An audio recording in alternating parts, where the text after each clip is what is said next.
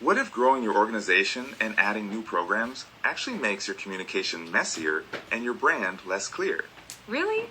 That sounds counterintuitive. You'd think growth would make things stronger, not more confusing. Exactly. But for Agri-Cultura Network, expanding from a food and farming cooperative into agroforestry, climate resilience, and job training programs risks diluting their identity and confusing their audiences. Wow, that's a tough spot. So the very success and diversification they're aiming for could actually undermine how people see them? Yeah, and it's not just about perception. For organizations like ACN, clarity in communication directly impacts funding, participant recruitment, and policy advocacy.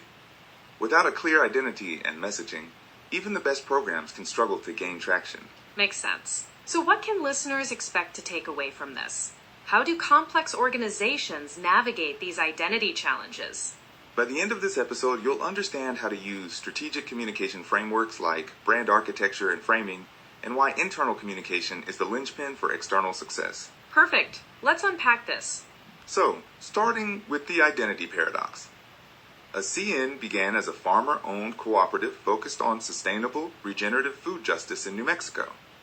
Over time, they've added a slew of programs: community-supported agriculture, urban forestry, agroforestry, a nursery, job training, and climate resilience initiatives. That's quite a portfolio. But I imagine that creates tension in how they present themselves. Exactly. For instance, supporting farmer profitability often means higher prices, but they also want to ensure food affordability for low-income communities. Those goals can conflict in messaging. Right, so internally, they might be pulling in different directions, and externally, it's hard to communicate a unified story. Yes, and that's compounded by multiple logos, messages, and audiences. The question becomes, should ACN maintain multiple distinct identities or consolidate under a single parent brand with sub-programs? That's a classic brand architecture challenge. Remind me, what are the main models? There are three. First, the House of Brands model, where multiple independent brands operate under one parent but maintain distinct identities. Think Procter & Gamble with Pampers, Old Spice, and so on. So each brand stands alone, no obvious connection to the parent? Exactly. Then there's the branded house model, where one dominant brand has sub-brands sharing identity elements. ACN currently leans toward this, but with some challenges. And the third? The hybrid model, a mix of both. Google and YouTube are a good example. YouTube keeps its own identity, while Google Maps aligns more closely with Google's branding. So ACN's current approach risks confusing audiences because their sub-brands are diverse and not clearly connected? Precisely. When sub-brands serve very different audiences or offer different services without clear linkage, it creates confusion rather than clarity. That's a tricky balance. So what's the foundation for fixing this? Internal communication? Absolutely. Effective external communication depends on strong internal communication. Staff need to be cross-trained, or at least well-informed about all programs, to speak consistently and confidently. But I gather ACN struggles here? They face miscommunication, slow reactions, lack of standardized messaging, and an over-reliance on impromptu meetings with the executive director. That sounds chaotic. What are the recommendations? Regular, schedule internal meetings with rotating facilitators, monthly newsletters, and joint exercises to develop a shared elevator pitch or framing message. So it's not just about passing information, but building morale and alignment. Exactly. Internal communication is the backbone of a cohesive narrative that everyone can carry externally. That makes sense. Now, ACN is also in a state of flux, right? Changing mission, evolving programs, uncertain structure? Yes, which brings us to issues management.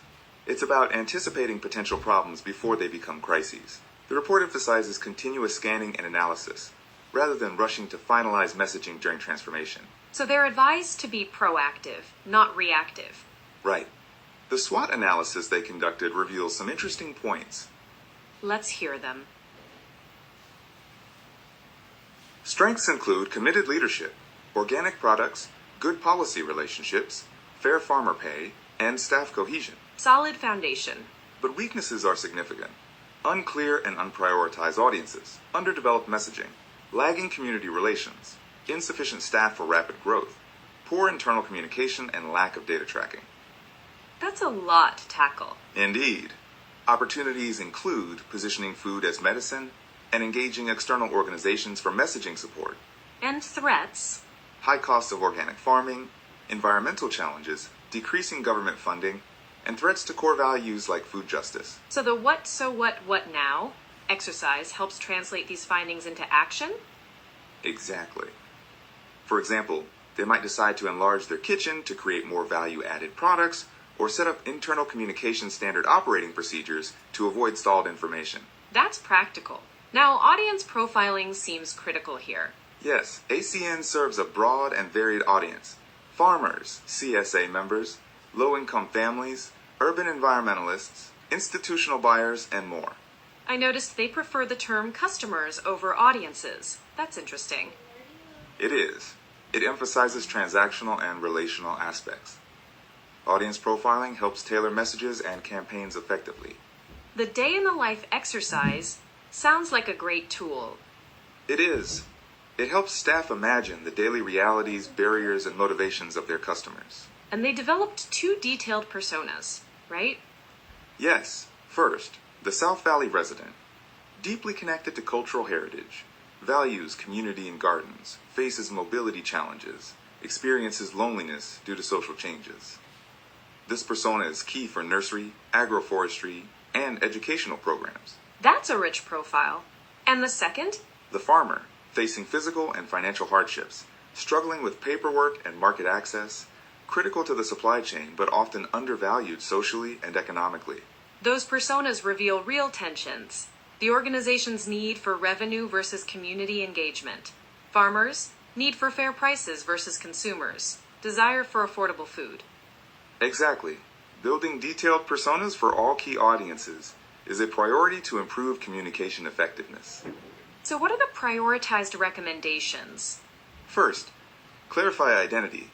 Decide on brand architecture, likely a parent organization with clear subprograms. That would help unify messaging. Second, avoid premature logic models until priorities and structure stabilize. Makes sense. Third, adopt change communications. Proactively communicate internal changes to board, allies, and press. Transparency is key during transformation. Fourth, conduct a landscape analysis to understand competitors, gaps, and trends. Strategic positioning. Fifth, engage stakeholders regularly through monthly meetings. Building relationships. Sixth, strategic prioritization of audiences to focus limited resources. Quality over quantity. Seventh, continue building audience profiles, especially for CSA clients. Data-driven communication. Eighth, improve internal communications with more meetings, emails, and training. Alignment and morale. Ninth, develop bridging frames and brand architecture to unite diverse programs under a coherent narrative. That's crucial for clarity. And 10th, embrace a systems-based approach, shifting from food production focus to holistic systems change, including workforce development and climate resilience. That's a big picture shift. It is. Now about framing and messaging. ACN juggles multiple themes: food security, food justice, sovereignty, healthy communities, local food economy. That's a lot to hold together. A frame is more than a theme. It organizes and structures narratives to guide audience interpretation. And a bridging frame connects multiple frames to present a unified story. Exactly. Effective framing triggers mental models, values, and assumptions in audiences, shaping how they perceive the organization. The report critiques existing message frames as incomplete, missing key elements like urban forestry and land stewardship. So, developing 1 or 2 core frames, plus a bridging frame, is essential for clarity and impact. That's a sophisticated approach. It is. Now, on communications teams' structure and roles, ideally, teams include communications manager, public relations specialist, content creator, social media coordinator, marketing specialist, fundraising coordinator, and community engagement manager. That's a full suite. Functions divide into external communications, media relations, public affairs, brand management, crisis communications, and internal communications like employee engagement and change communications. ACN's current capacity is limited, so building a sustainable team is a long-term goal. Right, different organizational models exist. Centralized, integrated, internal agency, CEO-led, fundraising-led. They need to decide which fits their size, culture, and goals. Exactly.